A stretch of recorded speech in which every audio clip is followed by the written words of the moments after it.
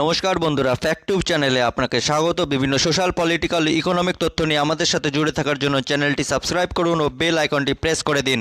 তো এখন অনেকের মনে চিন্তা আছে, পাবজি কি তাহলে সত্যি ব্যান হয়ে যাবে? হতেও পারে, নাও হতে পারে, এখনো নিশ্চিতভাবে কিছু বলা হয়নি। অনেকে বলছে হবে না, অনেকে বলছে হবে, অনেকে বলছিল যে টিকটক হবে না, হয়ে তো গেল। এখন দেখুন, সিকিউরিটি রিজনসের জন্য যদি বাতিল হয়ে যায় তো কিছু করার নেই। যেখানে কেন্দ্রে যে সরকারি থাকুক সেই বাতিল করবে, সেটা কোনো কথা নয়। দ্য ইকোনমিক টাইমসের এই হেডলাইনটা দেখুন, 275 more Chinese apps on India's radar, list includes PUBG Resso. দেখুন, 4টি পপুলার অ্যাপ নিয়ে আজকে আলোচনা করব যেগুলো রেডারের তলায় রয়েছে, এবং যদি ঠিকঠাক নিয়ম না মানে এই অ্যাপগুলো, তাহলে এই অ্যাপগুলোকে ব্যান করে দেওয়াও হবে। আসুন এই নিয়ে আরো গভীরে আলোচনা করি। তার আগে বলে দিই, দ্য ইকোনমিক টাইমসে প্রথম এইটি ছাপা হয় যে 275টি অ্যাপকে ভারত রেডারের আওতায় রেখেছে, এবং কাল সকালে প্রথম এটা জানানো হয় ইন্ডিয়া টুডের পক্ষ থেকে যে 47টি চীনা অ্যাপকে বর্জন করার কথা চলছে। এই নিয়ে আজকে একটু বিস্তারভাবে আলোচনা করব, যা আপনার অবশ্যই জানার দরকার। দেখুন, যখন টিকটক সহ 58টি অ্যাপ ব্যান করা হয়েছিল, তখন আমরা আগের এই ভিডিওতে আলোচনা করেছিলাম যে কেন ব্যান করা হয়েছিল, এর কারণ কি। আপনারা ওই ভিডিওটি অবশ্যই দেখবেন, তাহলে আপনার কাছে পুরো ক্রিস্টাল ক্লিয়ার হয়ে যাবে যে কেন এই অ্যাপগুলি ব্যান করা হচ্ছে।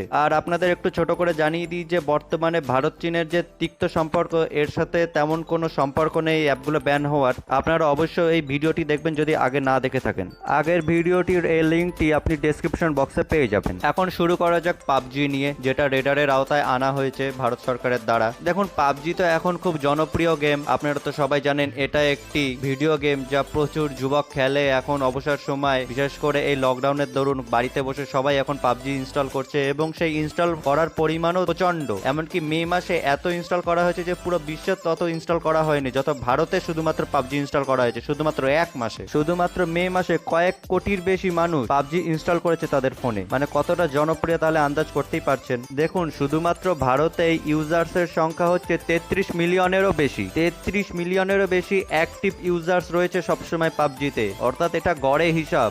আপনি ভাবুন, আপনি এখন বসে আছেন বাড়িতে, কিছু করছেন না, বিছানায় বসে বা কেদারায় বসে আছেন, আর তখন 33 মিলিয়ন ভারতীয় লোক তারা পাবজিতে এখন গুতোচ্ছে। ভারতে দুটো জনপ্রিয় গেম আছে, লুডো কিং আর পাবজি। এই দুটোর মধ্যে এখন রেশারেশি চলে কোনটাতে বেশি অ্যাক্টিভ ইউজার্স রয়েছে। আশা করেননি না লুডো কিং এর সাথে তুলনা হবে। পাবজি সাউথ কোরিয়ার একটি কোম্পানি ব্লু হোলের দ্বারা নির্মিত, কিন্তু তার বিশাল পরিমাণ একটি অংশ টেনসেন্ট কোম্পানি কিনে রেখে দিয়েছে। টেনসেন্ট হলো চীনের কোম্পানি, যার কর্ণধার হলেন মা হুয়াতেং। ছবিতে বাদিকে দেখতেই পাচ্ছেন মা হুয়াতেং, এবং ডান দিকে বসে রয়েছে আলিবাবা কোম্পানির মালিক জ্যাক মা। এখন এই কথা কিন্তু হলফ করে বলা যায় যে আমাদের এই ভারতীয় যুবকগণ রাত জেগে জেগে ফোনের পিছনে গুতিয়ে গুতিয়ে পাবজি খেলে খেলে মা হুয়াতেংকে চীনের 1 নম্বর ধনী ব্যক্তিতে পরিণত করে দিয়েছে। জ্যাক মা এখন 2য় নম্বরে রয়েছেন। আর 275টি অ্যাপ পরীক্ষা নিরীক্ষার আওতায় রয়েছে আলি এক্সপ্রেস। এই আলি এক্সপ্রেস হলো alibaba.com-এরই একটি অংশ। এখন এই আলি এক্সপ্রেসে এন্টারপ্রেনাররা অনেক সুবিধা করতে পেরেছে তাদের ব্যবসায়। তারা ঘরে থেকে তাদের ব্যবসাটা ইন্টারন্যাশনাল মার্কেটে পৌঁছাতে পেরেছেন, এবং অনেক সুবিধা হয়েছিল। কিন্তু বর্তমানে এই আলি এক্সপ্রেসকেও আওতায় রাখা হয়েছে। ছবিতে দেখতেই পাচ্ছেন AliExpress.com এর একটি চিত্র, ওয়েবসাইটের চিত্র। এবং সত্যি বলতে পুরো বিশ্বজুড়ে আলি এক্সপ্রেস একটা দারুণ কাজ করছিল, ব্যবসার ক্ষেত্রে একটা নতুন দিক খুলে দিয়েছিল। আর আপনি যদি alibaba.com নিয়ে একটু আলোচনা করেন, দেখবেন 3 জন মহিলা যারা ঘরে বসে কয়েক কোটি টাকা আয় করেছে, এবং তারা করে চলেছে এই আলি এক্সপ্রেসের মাধ্যমেই, alibaba.com এর এই আলি এক্সপ্রেসের মাধ্যমেই। এই 3 জন মহিলা ঘরে বসে আলি এক্সপ্রেসের মাধ্যমে তাদের ঘরে বসেই ইন্টারন্যাশনাল মার্কেটে যোগাযোগ রাখছিলেন, এবং ইন্টারন্যাশনাল মার্কেটে মুনাফা লুটছিলেন। সত্যি বলতে AliExpress.com একটা নতুন দিক খুলে দিয়েছিল ব্যবসার ক্ষেত্রে। আপনি ঘরে বসেই পুরো বিশ্বের সাথে যোগাযোগ করতে পারবেন শুধুমাত্র মাথা খাটিয়ে। তাই এখন যদি এই ওয়েবসাইটটা বন্ধ করে দেওয়া হয়, তাহলে কিছু লোকের সত্যিই ক্ষতি হবে, এবং ভয়ানক ক্ষতি হবে। এবং আরো দুটি জনপ্রিয় অ্যাপ যা লকডাউনের মধ্যে খুব বিখ্যাত হয়ে গেছিল, যা হলো রেসো। এটা তো হচ্ছে গানা.com, যেরকম অ্যাপ হয় আপনি গান শুনতে পারেন সেরকমই একটা অ্যাপ। আর একটা ছিল হচ্ছে জিলি, ফানি ভিডিওস। এটা হচ্ছে টিকটকের একটা সস্তা ভার্সন। আসলে একটা কথা কোনো চ্যানেলে বলবেন, আপনি কোনো খবর পাবেন না। এই জিলি অ্যাপটা, হ্যাঁ, এই জিলি অ্যাপটা নাসার বিজ্ঞানীরা তৈরি করে গেছিলেন। আরে ভাই ভাই ভাই, সিরিয়াসলি নিচ্ছ কেন? এখন কথা হচ্ছে, এর আগে তো 59টি অ্যাপকে ব্যান করা হয়েছিল, সেগুলো কি আর একেবারেই কামব্যাক করবে না? চিরতরে ভারতের থেকে বিলুপ্ত হয়ে গেল? ব্যাপারটা মোটেই এরকম না। এবং 275টি অ্যাপ যাদেরকে রেডারের আওতায় রাখা হয়েছে, তারাও কামব্যাক করতে পারবে যদি তারা ঠিকঠাক ভাবে কমপ্লাই করে ভারতের সাথে। রুলস অ্যান্ড রেগুলেশনস বলে তো একটা ব্যাপার আছে বই কি। দেখুন, আপনাদের বলে দিই, আগের যে 59টি অ্যাপ ব্যান করে দেওয়া হয়েছিল তাদেরকে নোটিশ পাঠানো হয়েছে টেকনোলজির মিনিস্ট্রি থেকে। তাদেরকে 77টা প্রশ্নের উত্তর দিতে বলা হয়েছে একটা কাগজে, এবং সেই উত্তরগুলি যদি স্যাটিসফ্যাক্টরি হয় তাহলে সেই অ্যাপগুলোর উপর থেকে ব্যান লিফট করে দেওয়া হবে।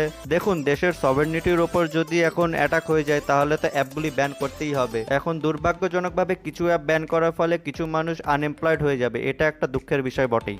তবে আমরা এটুকুনি বলবো, এটা কিন্তু মেক ইন ইন্ডিয়ার পক্ষে একটা বড় দাও হতে পারে। আপনারা দেখবেন যখন 59টি অ্যাপ ব্যান হলো তখন প্রচুর ভারতীয় অ্যাপের আনাগোনা শুরু হয়ে গেছিল প্লে স্টোরে। তাই এটা কিন্তু ভারতের এন্টারপ্রেনারদের ক্ষেত্রে একটা চমৎকার সুযোগ হতে পারে। তারা যদি পাবজির মতো কোনো গেম বার করতে পারে কয়েক মাসের মধ্যে, তাহলে কিন্তু সেটা বিশাল লাভজনক হবে। এবং এটা আপনাদের হলফ করে বলতে পারি, ভারতবর্ষে কিন্তু ভালো ব্যবসায়ীর, ভালো এন্টারপ্রেনারের কিন্তু কোনো অভাব নেই। আপনি যদি একটু ইউটিউব ঘাটেন, আপনি যদি একটু খবর পড়েন, তাহলে এই কথাটা আপনার কাছে স্পষ্ট হয়ে যাবে। তবে এটাও সত্যি, যদি এই অ্যাপগুলো ব্যান হয় তাহলে প্রচুর মানুষ সঙ্গে সঙ্গে আনএমপ্লয়েড হয়ে যাবে, এবং বর্তমানে সেটা কিন্তু খুব চিন্তার বিষয়, কারণ বর্তমানে প্রচুর মানুষ আনএমপ্লয়েড হচ্ছে একসাথে। যদিও এর কারণ হিসাবে এটুকুনি বলা যায় যে ভারতের সিকিউরিটি সভারেনিটির উপর যদি অ্যাটাক হয় তখন তো অ্যাপগুলোকে ব্যান করতেই হয়, আর কোনো তো উপায় থাকে না। এখন আমাদের একমাত্র ভরসা হচ্ছে ভারতের এন্টারপ্রেনাররা, তারাই আমাদেরকে এই দুর্যোগ থেকে বাঁচাতে পারবেন। আপনারা আমাদের ফেসবুক, টুইটার ও ইনস্টাগ্রামে ফলো করতে পারেন। এখানে আমরা নানা ছোটখাটো তথ্য নিয়ে হাজির হই।